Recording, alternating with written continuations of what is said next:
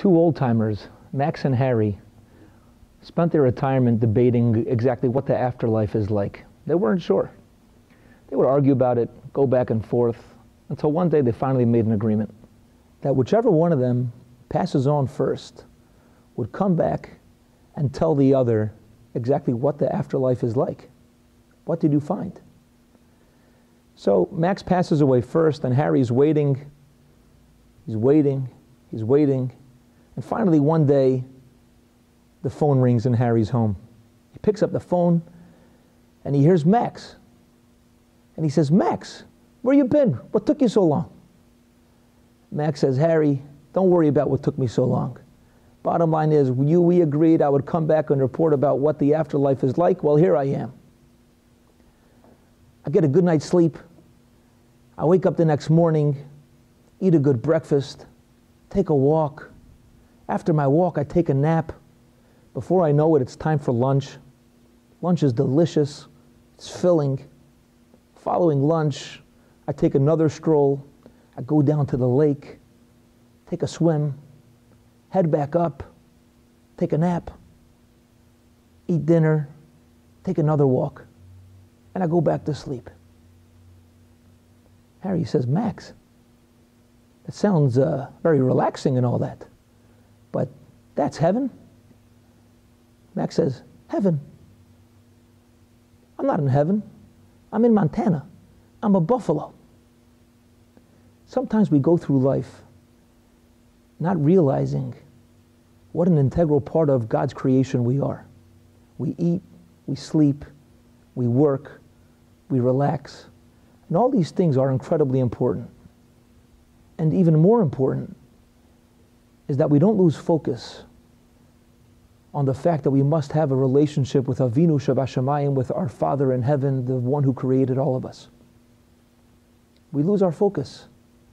And HaShem, God, yearns to have us in a relationship. And it hurts Him when we forget that that relationship is necessary. Listen to this incredible story. A few years ago, there was a wonderful young family that lived in Eretz Yisrael, the northern part of the land of Israel. And they had a lively, beautiful young child, 3 years old, who suddenly passes away. Nebuch. None of us should ever know of such things. And we know, following the burial of a close relative, people sit Shiva. They have the 7 days of mourning where people come to be Menachem Avil. They come to comfort the mourners, if that's at all possible. And the family's sitting Shiva. People are coming to try to comfort them, to show them that they're there for them. And the phone rings. The father picks up the phone, and there's a 13-year-old boy who's in 8th grade at the other end of the line. And he thanks the young boy for calling, and the young boy tells him, he says, "Listen, I don't want to come over to the home because I'm just too uncomfortable. I don't know what to say in the home of a mourner. But I just want you to know something. This Shabbos, the Shabbos during the Shiva, myself along with 7 of my friends, we have decided we're going to keep this one Shabbos. We're going to observe the Shabbos during the Shiva as a zchus, as a merit for your child's neshama." And this young father has tears in his eyes. He tells this young boy, "I don't know how much to thank you." He gives him a blessing. He says we should only share in simchot, we should only share in joyous occasions. And he hangs up the phone with tears in his eyes. And he turns to everybody sitting around and he tells them about this beautiful conversation that he just had with this 13-year-old boy, how himself, along with the 7 of his friends, they're all going to keep Shabbat this week. And unfortunately, you have people who don't always say the smartest things. And there's a fellow sitting there, and he says to the father, "Big deal. So this boy with 7 of his friends will keep this Shabbos. It's the only time they're ever going to do that. They'll never do it again in their life. What's the big deal?" And this young mourning father looks at this fellow and he says, "You don't get it. Do you know how much I would give up to have my 3-year-old child back for one more Shabbos? Do you know what I would give up to bounce him on my knee just one more time? I would give up the world. Well, let me tell you something. We're all Hashem's children.